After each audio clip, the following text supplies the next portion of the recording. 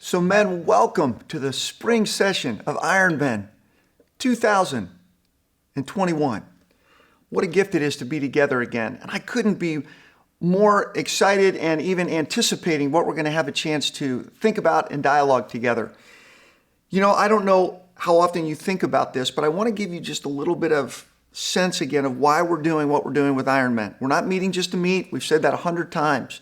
We're going for life change.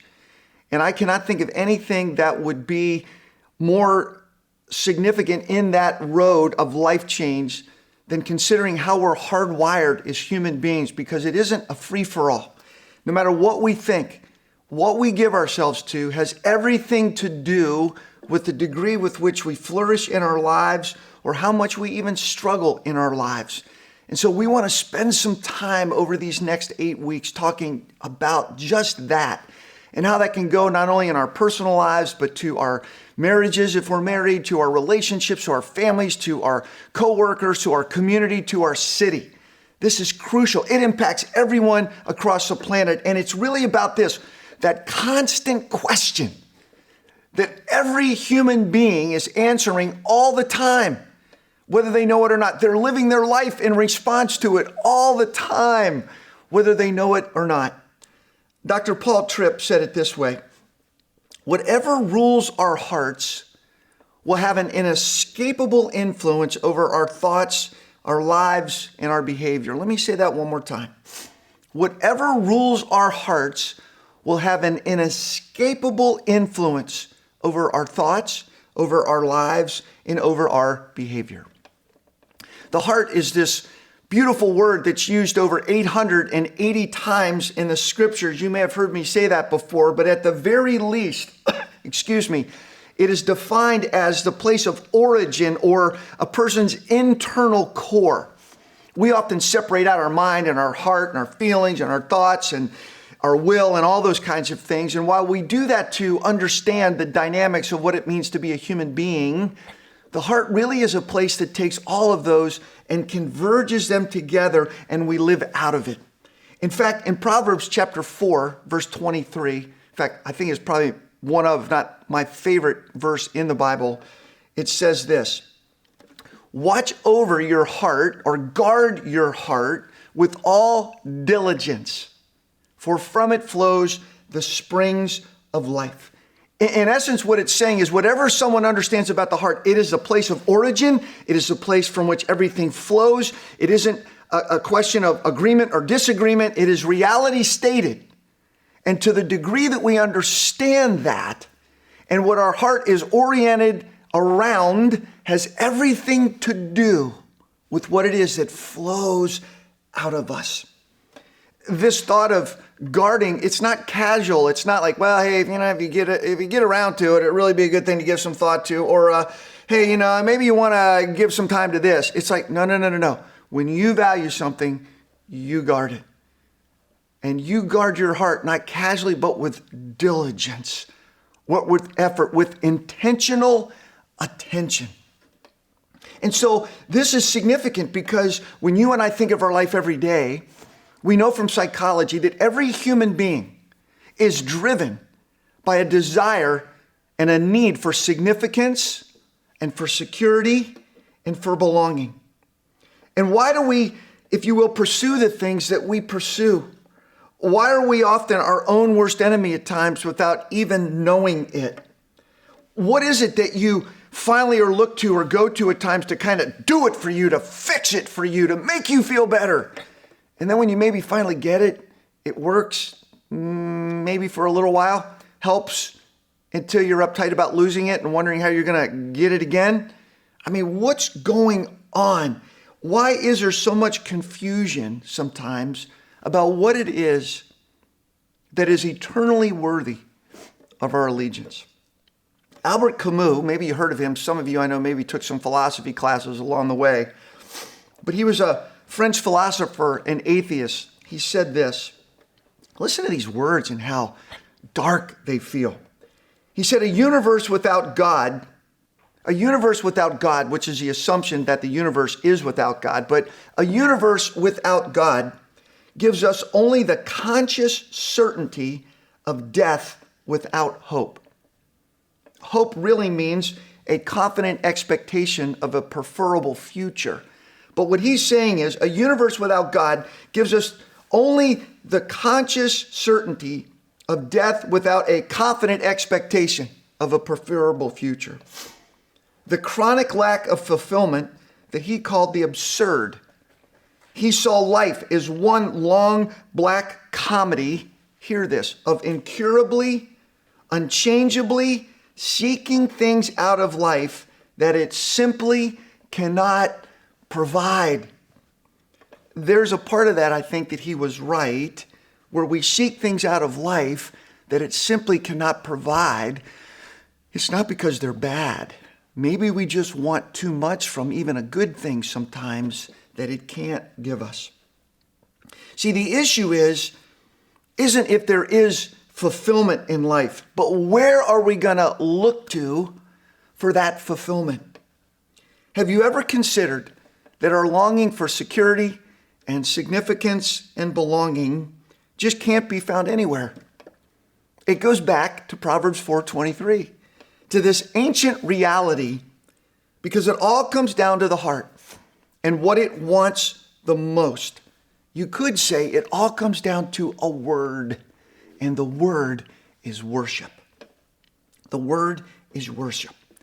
See, even people of faith can get this wrong. We can say, well, I got the God thing down, like, I believe in God. Let me ask you, do you trust God? I trust God. Do I need to trust him more? Yes. Do I ever wander? Oh, yeah, I do.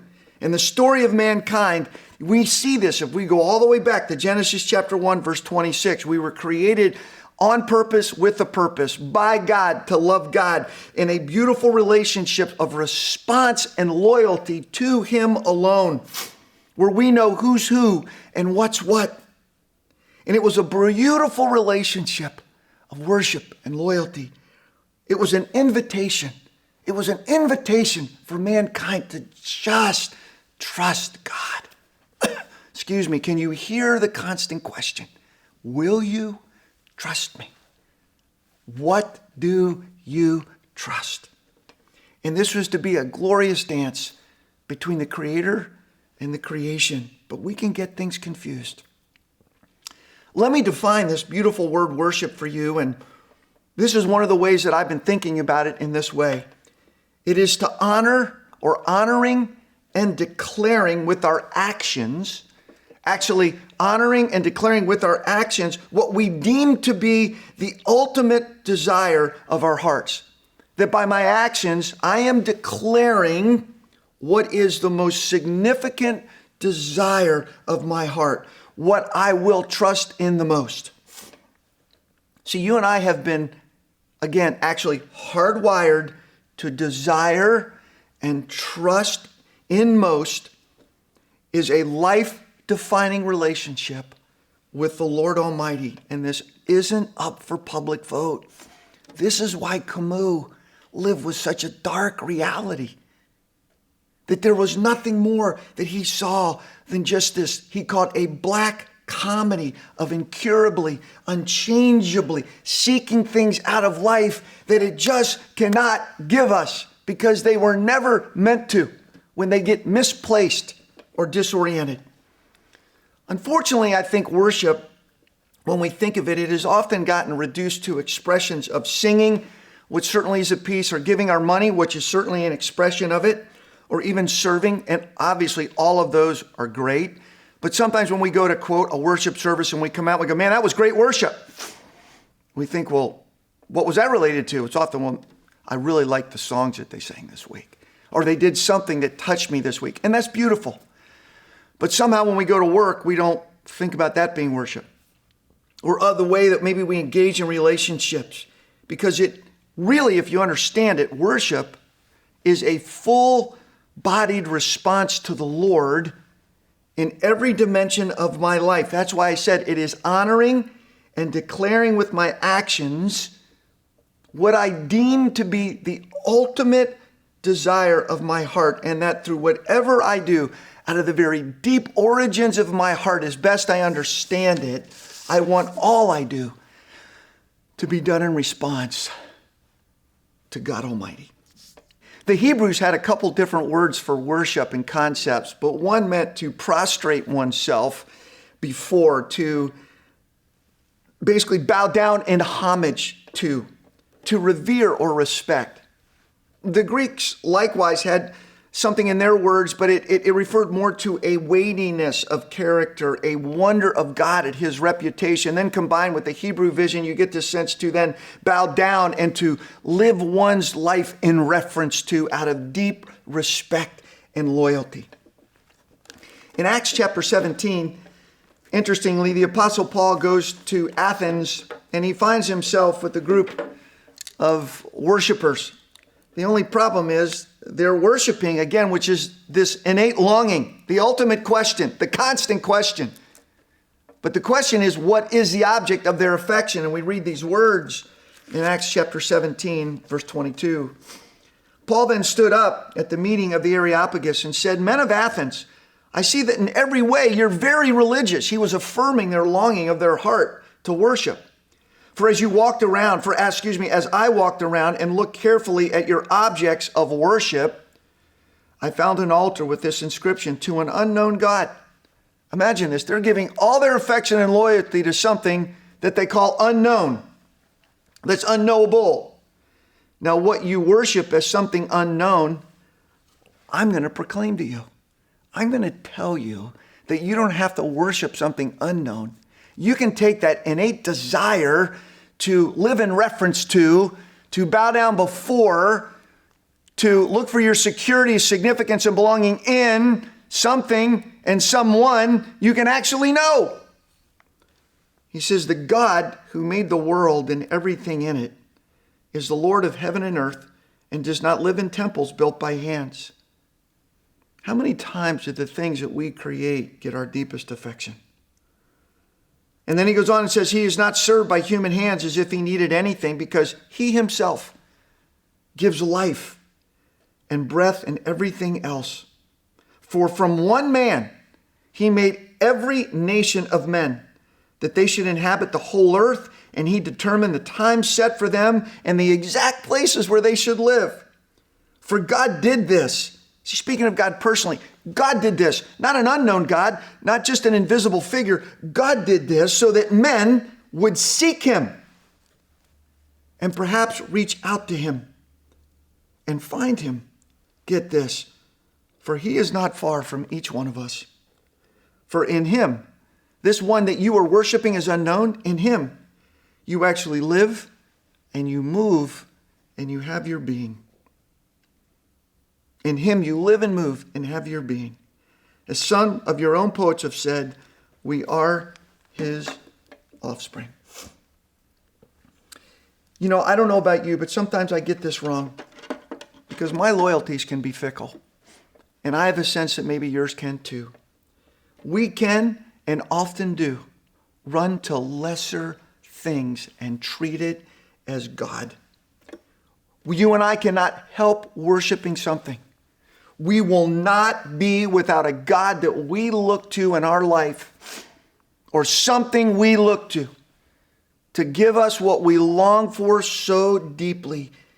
And even if it's ourselves, we're going to have something or someone or some object be the true focus of our affection. The key is having the right thing.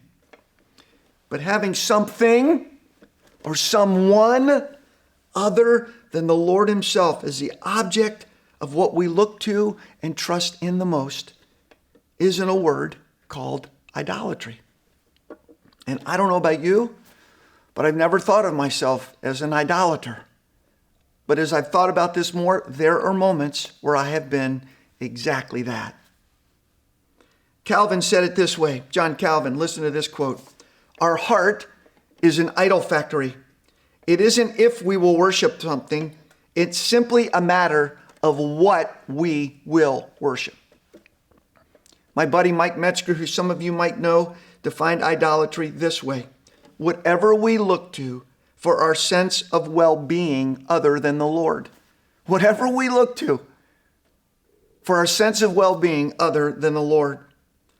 Basically, idolatry is allowing the wrong thing which may even be a good thing, as we'll see in the weeks to come, to occupy the seat of honor, if you will, in our hearts that's meant for the Lord alone. And this is as old as creation itself. We'll talk more about that next week. But I want to give you a chance to just view some pictures. Pictures that represent various idols from times long ago to things that maybe, if you look at it and think about it, have surfaced even today. Look at these, and maybe as you see them, think about also, what is it that they represent? Where's the hook in them where we would be, quote, tempted to give our affection to something like this? Take a look at these for just a moment.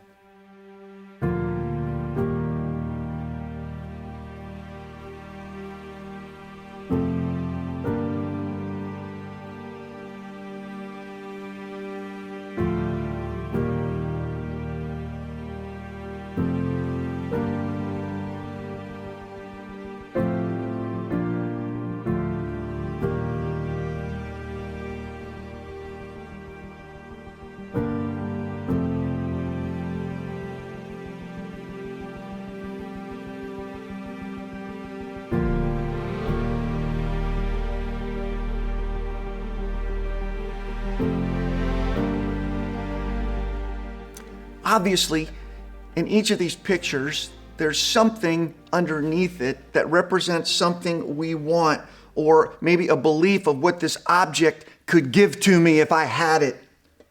And that might even be true to a certain degree. And it pulls at us from time to time. But when we give it a place of ultimate place in my life, or the seat of honor, that's where the tension can be, because we're all driven, aren't we, by our desire again for significance and security and belonging. We want things, and things can get out of proportion, either consciously or unconsciously. But what we worship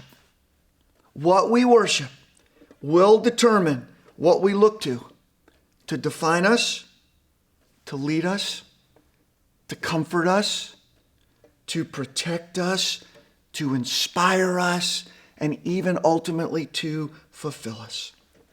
Hear this, men. Idolatry implies worship. And it is a relational and a very intimate word. Idolatry infers that we are giving our deepest affection and loyalty and trust to something. And that something that we give our affection and loyalty to could be a betrayal of what we were meant for. I want you just to imagine with me for a minute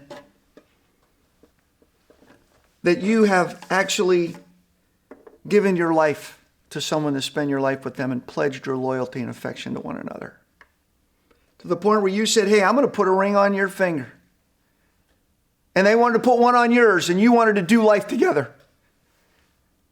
And so that took place, and a few years into your marriage, you thought things were going pretty well, and you had a chance to get off of work early one day. And when you came home, you noticed that there was another car parked in front of the house. That was kind of odd, because you usually didn't see that car then, but you didn't think anything of it. And so you go inside, and as you open the front door quietly, you hear something in the back room a little bit, and you're not sure what that's about. And your mind has this thought that you just don't even want to allow. It couldn't even possibly be true. And yet you move in that direction, and the sound gets a little louder, and you look down the hallway and you notice a piece of clothing. And now your heart kind of picks up a beat. You begin to walk a little more quickly in the direction of your bedroom. And then your mind is just beginning to churn. And the sense of disloyalty and fear and panic begins to rage in your soul. And you just can't believe it. And you get to the door and you put your hand on the doorknob, and you hear more noise. You open the door and you push it open. And your worst nightmare has occurred, because the one that you loved, that you had given your affection to, was now in bed with another lover. The scriptures tell us that that is exactly what we've done with Almighty God. That we look to the one who gave us our very life and gave our affection to another lover. As we'll see next week, Idolatry really is a form of spiritual adultery or spiritual thievery. But I just want us to think about today this deep, deep reality that nothing will define us, does or will, more than what we ultimately orient our lives around and trust in. That's why it's the constant question we need to be asking ourselves. And it's a battle we all have to fight. What is it that has my allegiance today, right now? It affects every decision, whether we know it or not. How we react in relationships, how we view our futures, how we treat our money, what we do with our desires and our passions. So we're going to spend some time over these next 7 weeks talking about this together. I want to encourage you just to spend some time, a little time of reflection around this question. Where are you most prone to go? To give you a sense of well-being. Where are you most prone to go? To meet your deepest needs for significance, security, and belonging. Think about this for a few minutes.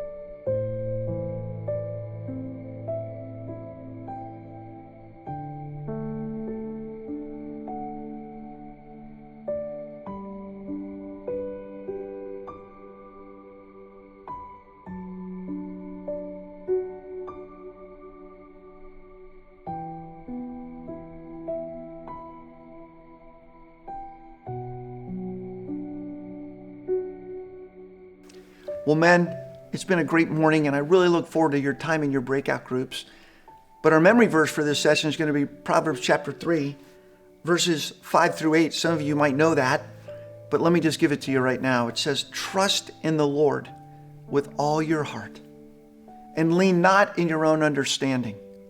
In all your ways acknowledge him, and he will make your paths straight." But then it says this, "Do not be wise in your own eyes. Fear the Lord and shun evil, for this will add health to your body, or bring health to your body and nourishment to your bones." We're going to enjoy this time together. Now let's go back live and begin to engage a little bit for a few minutes before we go to our breakout groups. Thanks for being here today. Amen.